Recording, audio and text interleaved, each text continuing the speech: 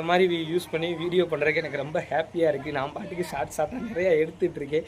இதவே ஒரு கண்டென்ட் மாதிரி ஃபுல் வீடியோவாக நான் பண்ணுறேன். ஏன்னா எல்லாருக்கும் எக்ஸ்பீரியன்ஸ் இருக்கும். எப்படின்னா நம்ம ஒரு விஷயத்தை ஃபஸ்ட்டு பண்ணுறப்ப நம்ம என்ன மாதிரிலாம் இருக்கணும். ஏன்னா இந்த ஃபஸ்ட்டு இந்த வீடியோ எடுக்கிறப்ப நான் இவ்வளோ ஜாலியாக இவ்வளோ இது ஓயாமல் பண்ணிவிட்டு ப்ளூடூத்தை ஸ்டார்ட் பண்ணால் பேச இப்படிலாம் இருக்கேன்.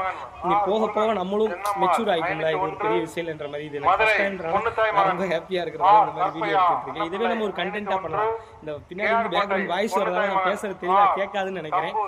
நம்மளோட ஒரு மெயின் நோக்கம் என்னன்னு பார்த்தீங்க அப்படின்னா, நம்ம எல்லாரையும் ஃபிட்டாக வச்சுக்கணும். ஏன்னா இன்றைக்கி கல்ச்சர் ரொம்ப மாறி போய்கிட்டு இருக்கு.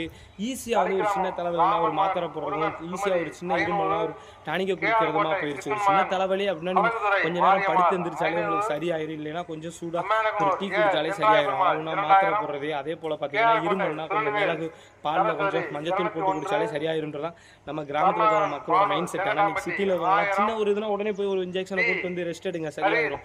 இந்த மாதிரி கல்ச்சருக்கு நம்ம மாறிட்டு இருக்கோம். ஆனால் ஃபிட்னஸ் பண்ணுறவங்களுக்கு இப்போ பார்த்தீங்க அப்படின்னா எந்த ஒரு தொந்தரவும் இருக்கிறதுல அந்த வலி தாங்கிக்கக்கூடிய சக்தி வந்து அவங்களுக்கு கொஞ்சம் கூட இருக்குன்னு நினைக்கிறேன். எதுவாக நம்மளால் தாங்கிக்க முடியுது. ஓகே கைஸ், உண்மையை உறக்க சொல்லும். நான் உங்கள் ஃபிட்னஸ் ஆரா இப்போ நம்ம லாஸ்ட் 4th செட் மட்டும் ஒரு 10 புஷப்ஸ் போட்டு முடிச்சுக்கலாம். Okay guys.